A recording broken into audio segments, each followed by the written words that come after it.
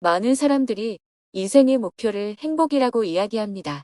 그렇다면 행복하기 위한 조건은 어떤 것들이 있을까요? 개인의 기준에 따라 다양한 조건들이 있을 것입니다.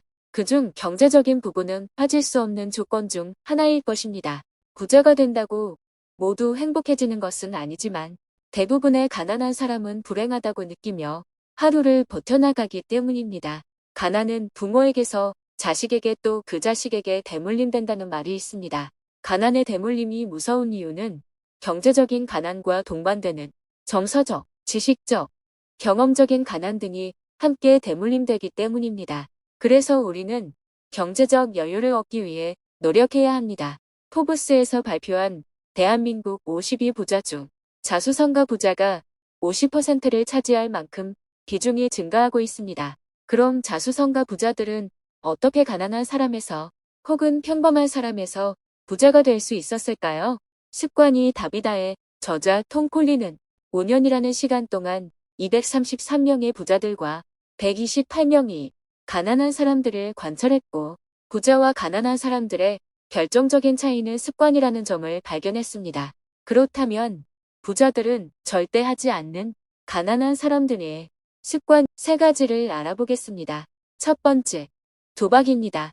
톰 콜리의 연구에서 가난한 사람들의 52%는 최소한 일주일에 한 번은 스포츠 도박을 하며 77%는 매주 로또를 구입한 것으로 밝혀졌습니다. 부자들은 16%만이 스포츠 도박을 했고 6%만이 로또를 구입한 것으로 밝혀졌습니다. 스포츠 도박과 로또를 구매하는 심리는 땀 흘리지 않고 성공을 바라는 내면의 마음이 반영된 습관으로 볼 수 있습니다.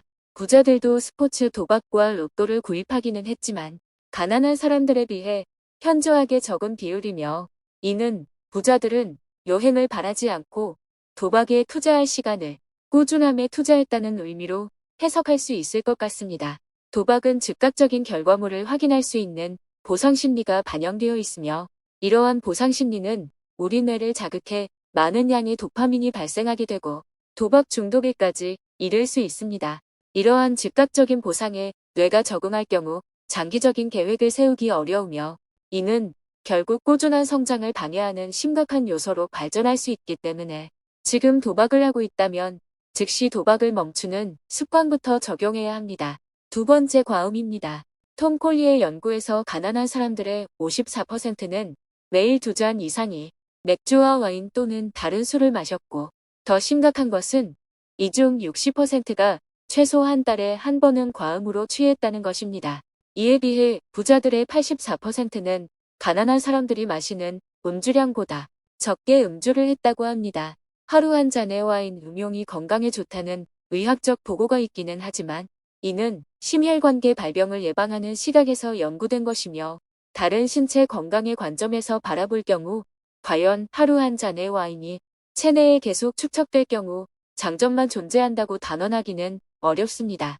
음주가 지속되는 경우 흔히 알고 있는 만성간염, 지방간, 간경화와 같은 각종 알코올성 간질환의 발병뿐만 아니라 특히 비타민 B1으로 알려진 티아민 결핍이 발생하며 티아민은 뇌와 신경계 조직을 구성하는 필수적인 영양소인데 부적절한 음주로 인해 티아민 결핍이 생길 수 있습니다. 이는 말초신경병, 손해변성, 알코올성 치매, 진전선망, 뇌전증 등을 발병시킬 수 있습니다. 뇌신경 조직의 경우 다른 신체 조직과 달리 비가역적이므로 신경계 질환 자체의 위험성이 매우 크고 한 번 발병하며 치료될 가능성이 현저하게 낮다는 점을 꼭 기억해야 합니다. 이외에도 영국 옥스퍼드 대학의 아니아 토피왈라 인구 보건학 교수 연구팀은 알코올 섭취가 신체 동작 조절에 관여하는 뇌부위인 기저핵의 철분을 증가시키고 인지 기능을 떨어뜨린다는 연구 결과를 발표하는 등 한 잔의 와인이나 맥주를 마시는 것만으로도 뇌에 미치는 부정적 영향이 있다는 점을 꼭 기억해야 합니다. 지금 당장 내 몸에 악영향이 보이지 않아 술을 끊을 필요를 느끼지 못할 수도 있지만 이것이 가난한 사람들의 습관이라는 점을 의식적으로 인지해야 합니다. 지금 당장 술을 끊기 어렵다면 일주일 혹은 한 달을 주기로 최소한의 음주 횟수를 미리 정하고 계획된 횟수 이외의 추가 음주를 하지 않는 것부터 시작해 점차 음주를 줄여 나가는 것이 가난한 사람들의 습관을 부자의 습관으로 바꾸는 현실적인 시작이 될 수 있을 것입니다. 세 번째, 과도한 TV 시청입니다. 톰 콜리의 연구에서 관찰된 가난한 사람들 중 77%는 매일 1시간 이상 TV를 봤지만 부자들의 67%는 TV 시청에 하루 1시간을 사용하지 않았다고 합니다. 여기서 말하는 TV 시청은 휴대폰을 사용해 쉽게 접근할 수 있는 넷플릭스, 디즈니 등의 OTT 매체 및 유튜브 시청까지 포함하고 있습니다. 이런 매체들에 장시간 지속적으로 노출될 경우 우리 뇌는 도박을 할 때와 마찬가지로 즉각적인 보상 체계에 적응하게 되며 점점 더 빠른 결과와 더 자극적인 내용들에 익숙해지게 되어 결국 집중력 및 사고력 저하와 장기적인 계획을 세우고 꾸준히 해나가야 하는 일들에서 점점 멀어지게 됩니다. 또한 잠들기 전 침대에 누워 OTT 및 유튜브 시청의 유혹을 떨쳐내지 못하고 늦은 시간까지 영상을 시청할 경우 흔히 알고 있는 것과 같이 휴대폰을 통해 나오는 블루라이트의 영향을 받게 되고 수면의 질 하락, 시력 저하, 피부 노화 등의 위험에 노출되게 됩니다. 그렇다고 이런 매체들을 전혀 보지 않고 세상을 살아갈 수는 없습니다.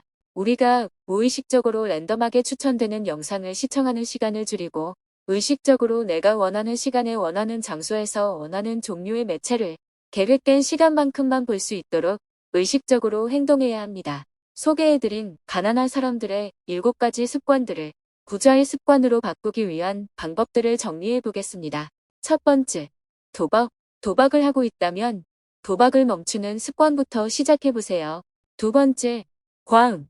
과음을 하고 있다면 음주하는 횟수를 미리 정하고 의식적으로 정해진 횟수를 넘지 않기 위해 노력하는 습관부터 시작해 보세요. 세 번째, 과도한 TV 시청.